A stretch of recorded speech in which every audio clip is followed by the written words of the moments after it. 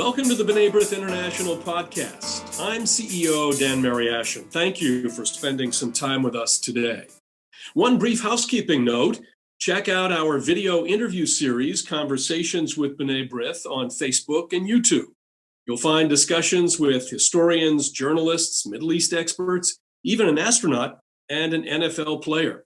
And watch our latest content by subscribing to the B'nai B'rith YouTube channel and liking us on Facebook at B'nai B'rith International. Well, by the end of World War II, Germany had been defeated by the Allies and its Jewish community so decimated that a cultural revival seemed unthinkable. But as surviving Jews returned from hiding, camps, and exile, so did their music. Here to guide us through the rebirth of German Jewish music after the Holocaust is Professor Tina Fruhauf, musicologist and author of the recently published Transcending Dystopia, Music, Mobility, and the German Jewish Community, 1945-1989. Her new book is the first book-length study on Jewish music in post-war Germany and brings together insights from musicology, Jewish studies, German studies, and Cold War studies. In our conversation, Professor Fruhauf will talk about her new book and her discoveries about the cultural transformation of the Jewish community in Germany after the Holocaust.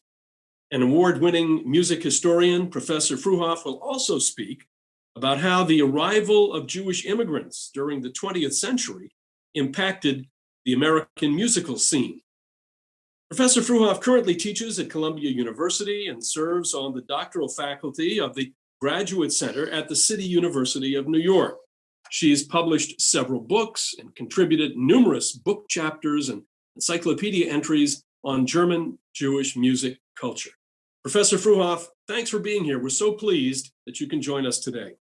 Thank you so much. It's a pleasure to be here and to share my insights into what has been a rather neglected and overlooked topic, the music of Jews in Germany after 1945. Well, before we delve into your new book, Transcending Dystopia, Music, Mobility, and the Jewish Community in Germany, 1945-1989, let's talk about why 2021 is such an important year for Jewish life in Germany. Now, this year marks 1,700 years of Jewish presence in Germany. Given the devastation of the Holocaust and all of the hardships and tragedy that Jews have endured in the Germanic world, what do you make of this achievement? Well, the story, the history of Jews in Germany is a story of survival, of resilience, and of embracing music as an agent in order to get through really hard times. And if you look at all these years that this anniversary this year encompasses, from 321 to today, then music was always a very, very important part of that story, of the history, of the resilience, and of the various revivals Jewish presence on German soil has had. Now, in your new book, you share documents from previously unpublished archives and private collections about Jewish music. How did you become interested in the revival of Jewish musical activity that did develop in post-war Germany, and how did you discover the primary source documents that helped you paint a much more detailed picture? Well, I had worked much of my time before on German Jewish music history. I'd written a book specifically about the Reform movement, which emerged out of Germany, and specifically the role of the organ therein, but also the choir, congregational singing, the professionalization of the Cantorial office, and so on. That had been my research objective for many, many years, and I've widely published on this articles and several books. So for me, it was actually not discovering something new, but rather continuing a journey that I had begun quite early in my life, covering the Jewish history in music on German soil. And so 1945 is a very strong year. It's a year after a severe rupture in history. But for me, it was a continuation of the work that has always accompanied my adult and scholarly life. You ask about the sources that I discovered, and I discovered many, many collections. And I just want to go quickly into two areas that are, I think, very interesting. So one area really relates to a part in my book where I talk about very seminal personalities that resurrected the communities, that organized concerts, that also sang and conducted services. And there was one name in particular that I thought was really fascinating, a man by the name of Adolf Schwersens. And of course, when one reads such a name, one stumbles immediately over the first name in particular. He was also somebody who instigated a Weimar Jewish custom that was interrupted by the Nazis, and that is that of Jewish broadcasts, just as we have it today in the form of a podcast. So he started these and introduced music as a very important component.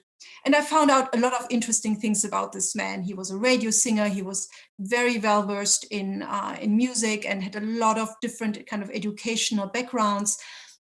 And then in 1947, there was a dearth, nothing. I thought he might have died, but I didn't find a death record. I thought he might have immigrated. I didn't find an immigration record. And I searched and searched for several years and absolutely nothing. And this was a really important man, a man who started concerts in synagogues in Berlin in 1946, who sang in service, who led service, who established one of the communities in post-war Berlin. And still nothing. It's very disappointing for any researcher, any scholar, if one kind of reaches this gap and this vacuum. So I let time go by and focused on other personalities that I wanted to learn more about, and spent a lot of my time in archives. And one day in an archive of another personality in Berlin, I read through letters, and a photo fell out. And I thought, wow, this person looks totally familiar. I know him. And then I realized it is said Adolf Schwersens. However, a different name was given in the letter. And then I realized that he had changed his name for obvious reasons, of course, with this name. But also he had changed his last name because he indeed immigrated to the United States, wanted to kind of reinvent his persona. And with that came a name change. So I didn't let things end just then and there. I tried to find his family. He had a daughter, and fortunately, I could locate the daughter. The moment I did, I received note that she had died. Another hurdle. After a year of grieving, I approached the family again. They invited me to Boston, and I spent some time in Boston realizing that Adolf Schwersens had taken from Berlin Torah scrolls, prayer books, sheet music, anything that you can imagine. It was a treasure trove. It lay all in the attic. And I thought, wow, this is incredible. I have a whole piece of history here in this attic just outside of Boston. It was just a dream come true. I scanned what I could in order to kind of have a full picture of his life and then present it in my book. And after I was kind of done doing all this, I thought, this can't stay in the attic. I need to do something about this. This material must be accessible. And so I brokered a contact to the Leo Baeck Institute in New York.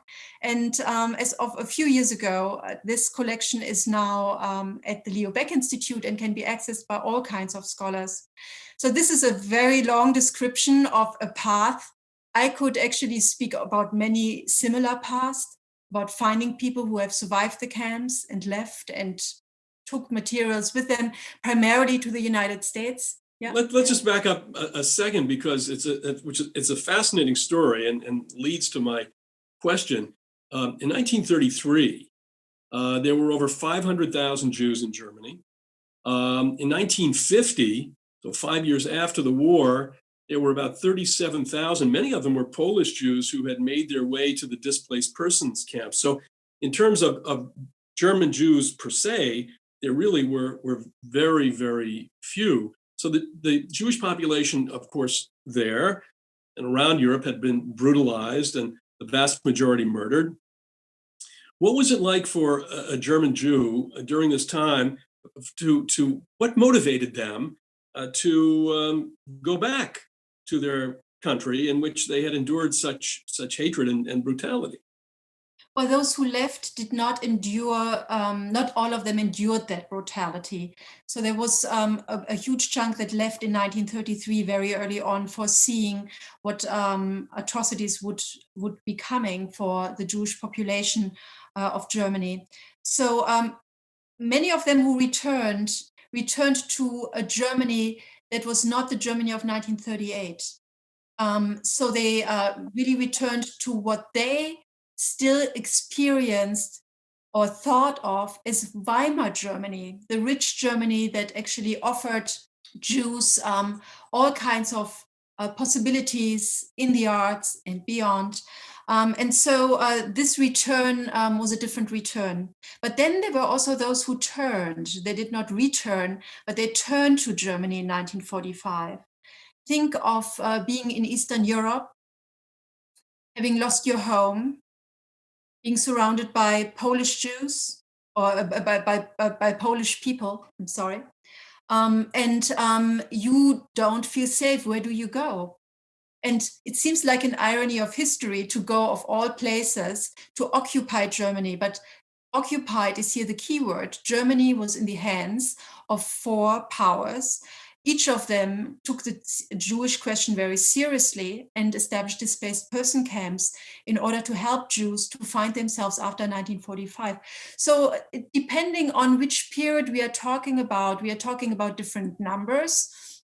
Between 1945 and 1948, for example, speaking of numbers, we come to very different kind of counts. We come to counts of 250,000 who passed through German cities in order to relocate to the United States, or then in 1948 to the just founded state of Israel.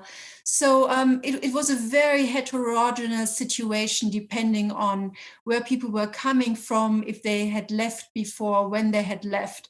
It's complex. So was there a need for those who were involved in music, composing or playing music, presenting music, publishing music? Was there a need for the introduction of new musical styles, or were these survivors reliant on the traditions of German Jewish music, as you said, that may have existed in the Weimar Republic? It was a little bit of both.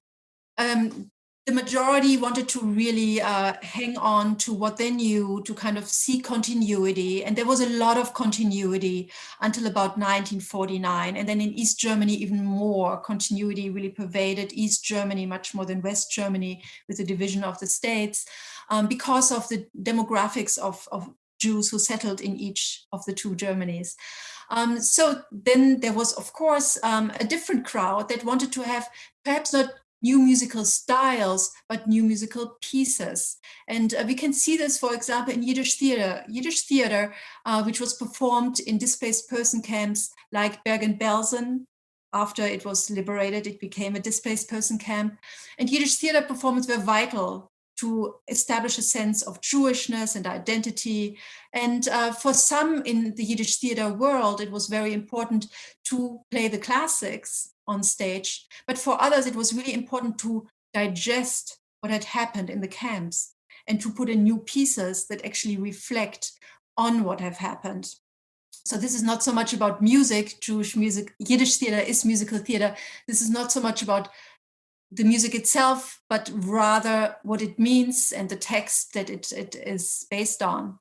And what about liturgical music? There was a great Jewish liturgical music tradition in Germany, some of it making its way into the liturgy of synagogues and synagogue life here in this country. So how do you think it broke down in terms of those who were engaged in music and musical culture, between those who were involved in secular music and those in liturgical? Well, in liturgical music, of course, the course was to preserve the German Jewish tradition with names like Louis Lewandowski, but also when we think of Reform Judaism, which had been so strong in pre-war Germany, with classics like pieces by Georg Friedrich Händel, for example, which were performed during service. So that was really at the heart initially, But again, the musical developments are not static. They responded to time and place. And as a place, East Germany preserved traditions much, much more than West Germany. Or in West Germany, there was a great flux. If you look at the foundation of West Germany in 1949 and what happened in the Eastern Bloc, one sees a lot of influx of Hungarian Jews, of Israeli Jews, of remigrants from Israel, because Israel was a tough place to settle in. And with that, actually, musical styles changed inside the synagogue, but also in social life. In social life, think of a Hanukkah celebration.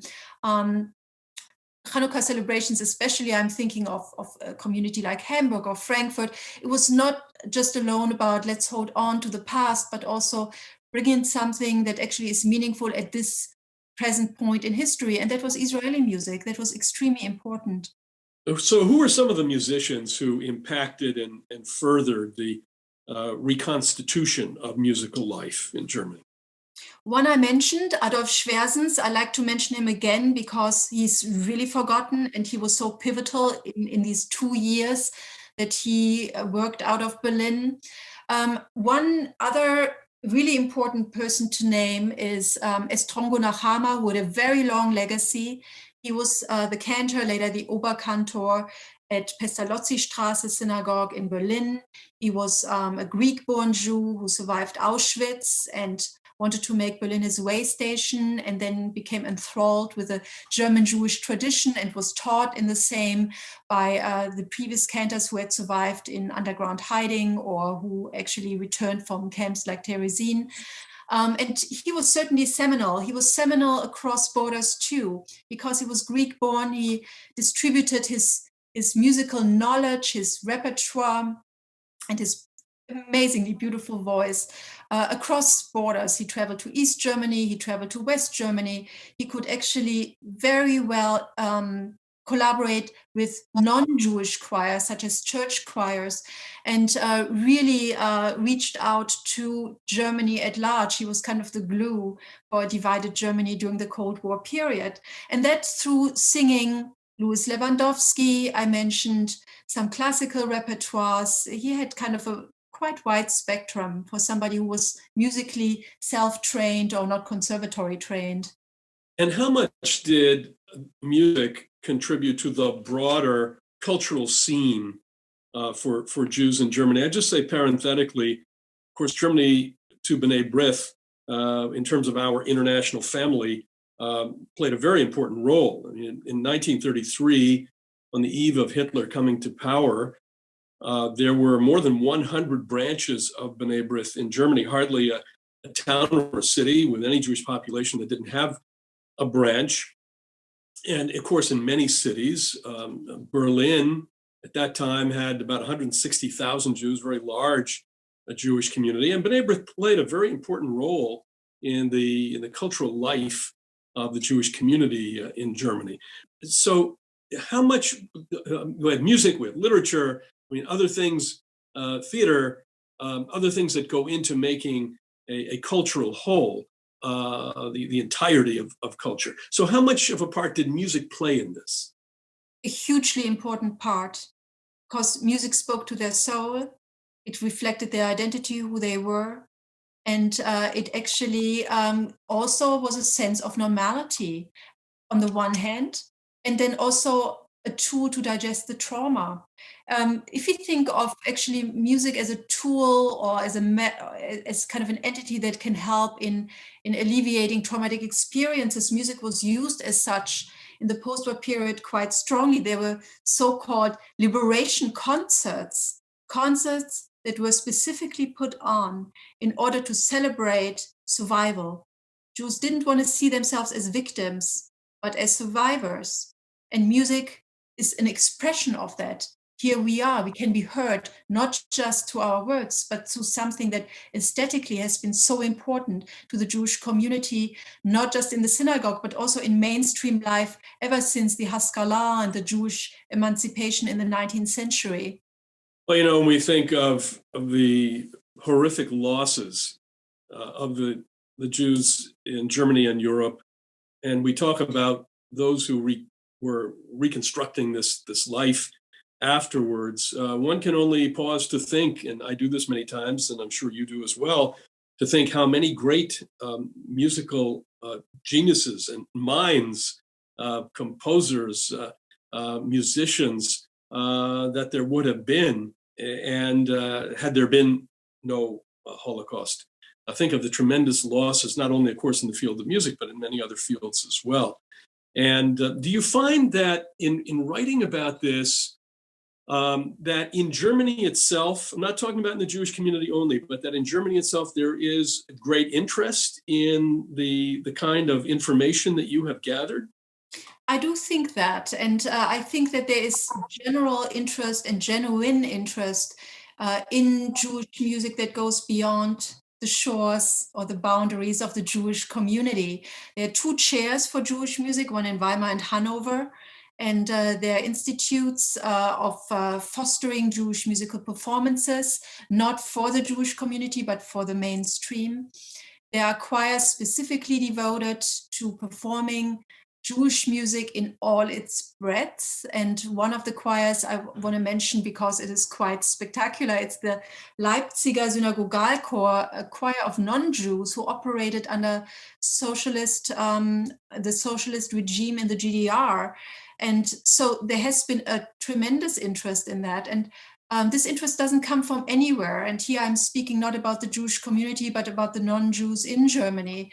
There was a tremendous amount of re-education happening right in the years after 1945, instigated by America in order to really get Germany on a different path, to get the average German on a different path. And so General McClure was involved in this. There were concerts for this. Yehudi Menuhin played in these concerts.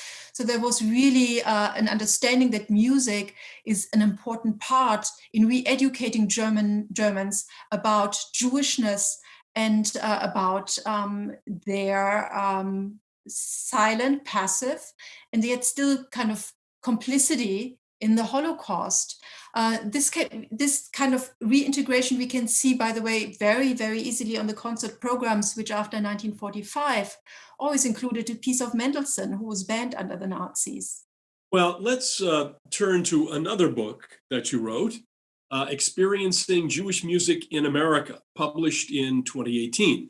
And in it, you detail myriad sacred and secular traditions emanating from all branches of Judaism during the last 3 centuries. And let's focus on the music that we identify with the immigrant experience in the early 20th century and its revival and its renewed appreciation here and now.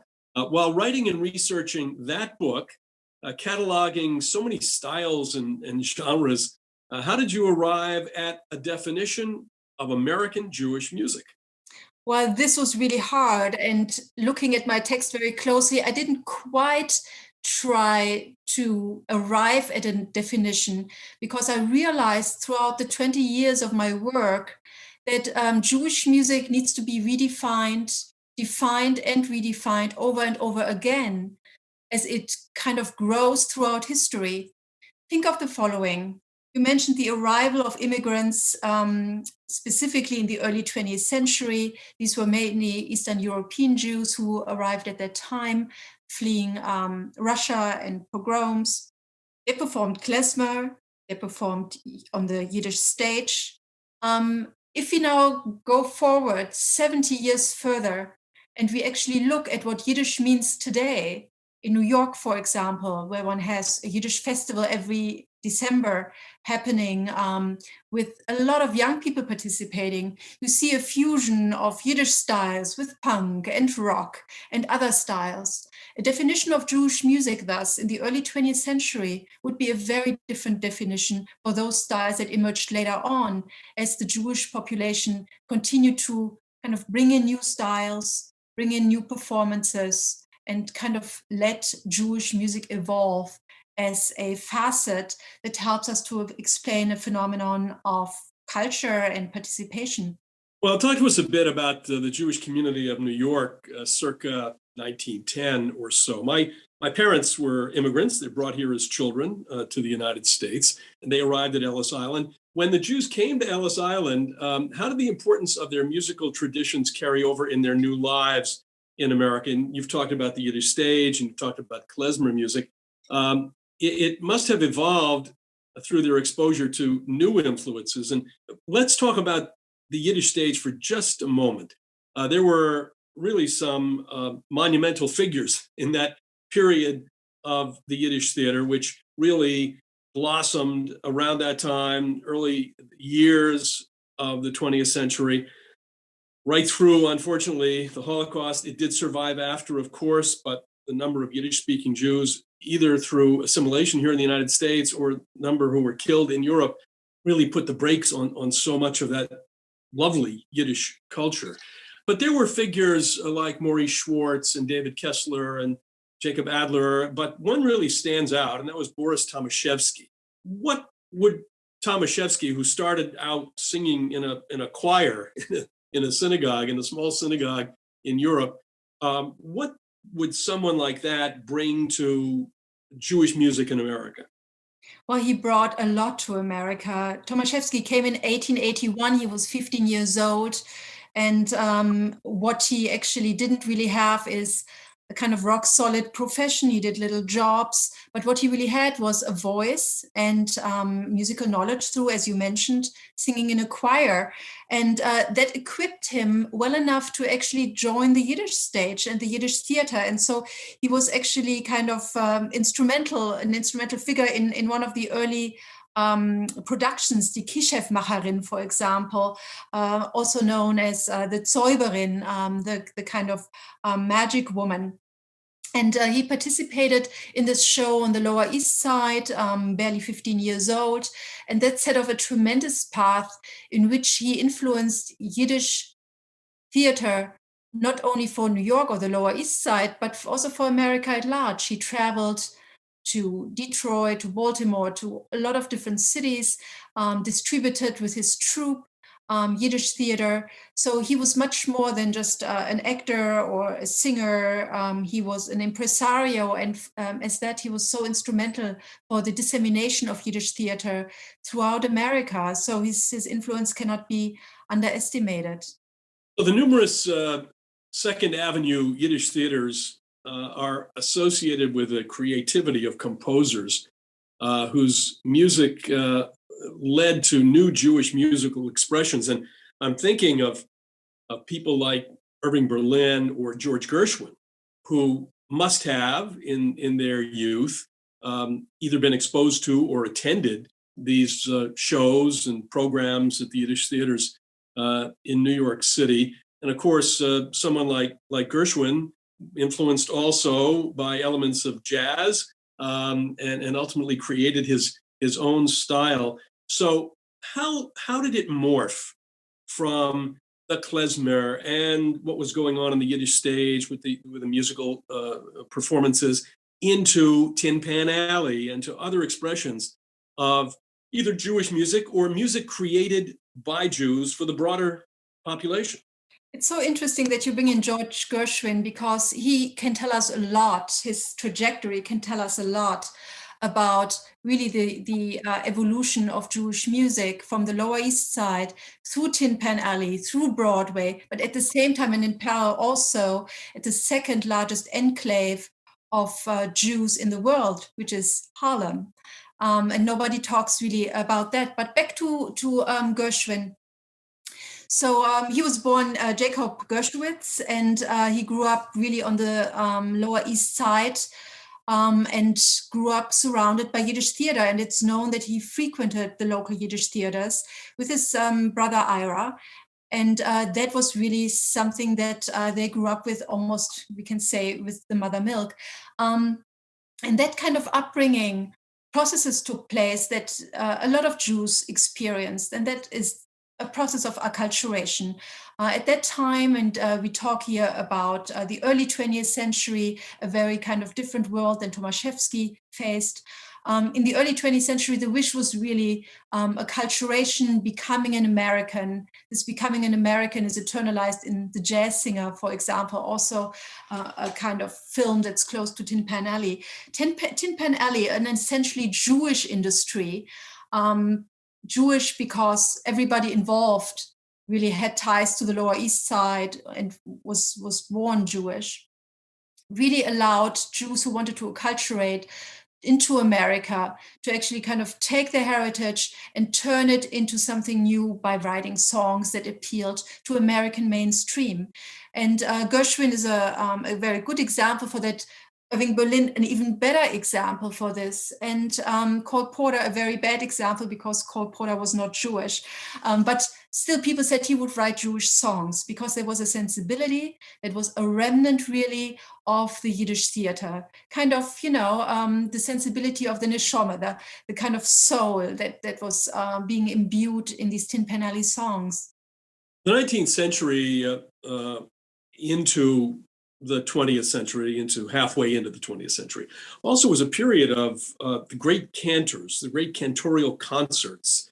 They made recordings, they made public appearances, and that was going on also at the same time as Tin Pan Alley and the Yiddish theater.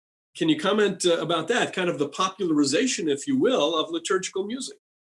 Yeah, this popularization, people who are really into cantorial music, and even those who are not that much into cantorial music, might think of greats like Jossele Rosenblatt, who is, I think, one of the biggest names.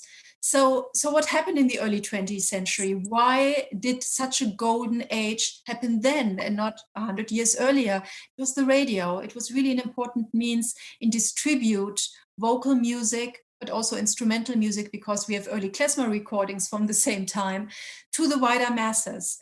And I think that one doesn't have to be Jewish necessarily to appreciate a voice like that of Jossele Rosenblatt. If you hear his rendition of Tal, if you hear his recording that he sang related to the tragedy of the Titanic, you can really kind of enjoy the greatness of the voice, even if you do not understand Hebrew or Yiddish. It's just a fantastic voice, so accessible. If you can just turn on the radio and sit there and bring this voice into your living room. So actually, my assertion is that it is through the radio that cantorial music achieved this tremendous attention from America at large in the early 20th century.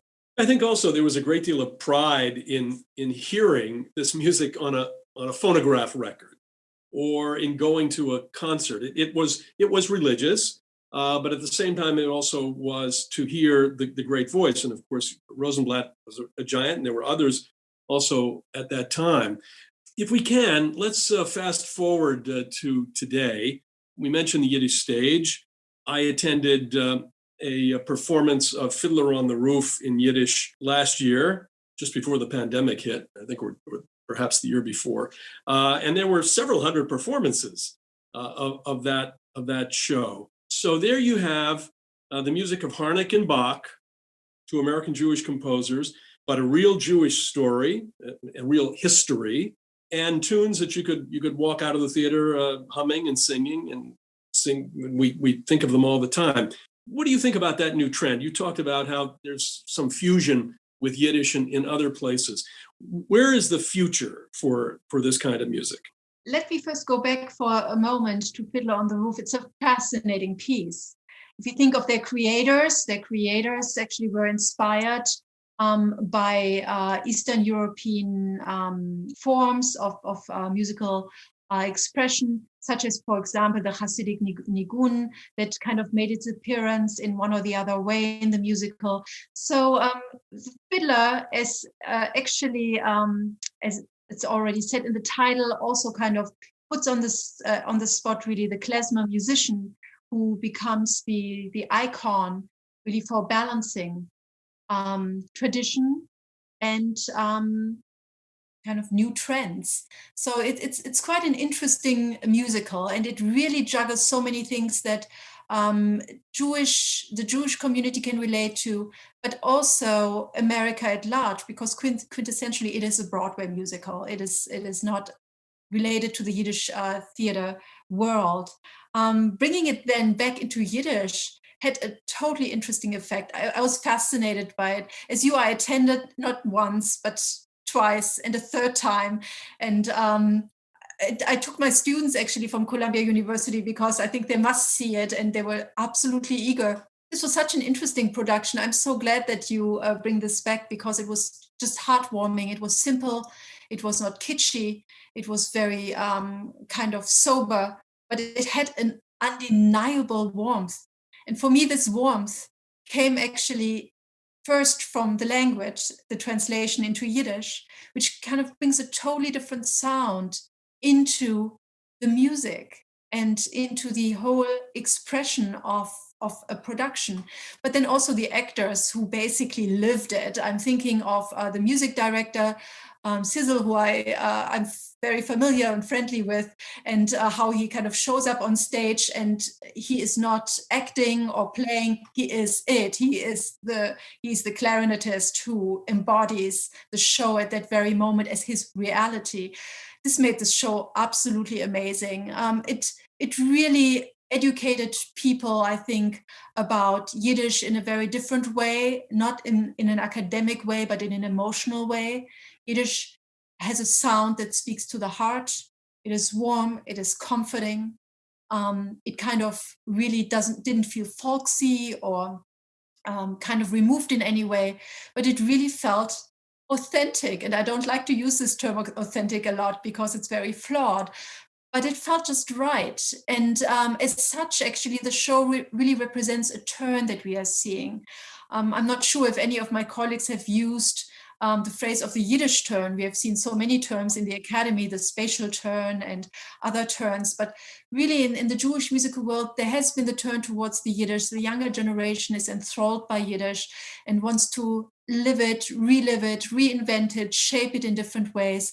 I think it's really an expression for many who do no longer go to the synagogue, who don't identify as religious Jews, but feel culturally Jewish, and it connects them.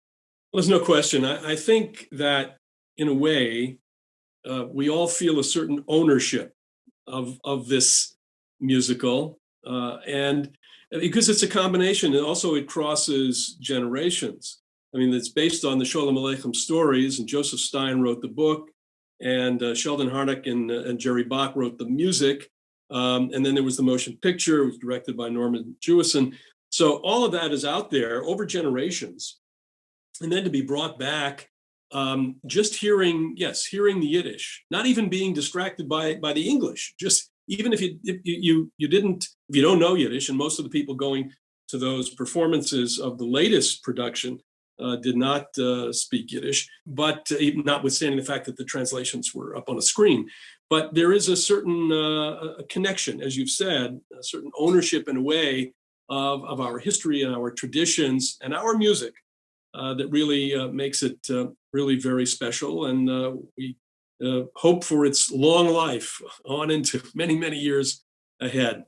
Well, the book is Transcending Dystopia: Music, Mobility, and the Jewish Community in Germany, 1945-1989, by Dr. Tina Fruhauf, and is available online wherever you purchase books. Dr. Fruhauf, thank you so much for being with us today and for your groundbreaking research on Jewish music in post-war Germany. We appreciate it.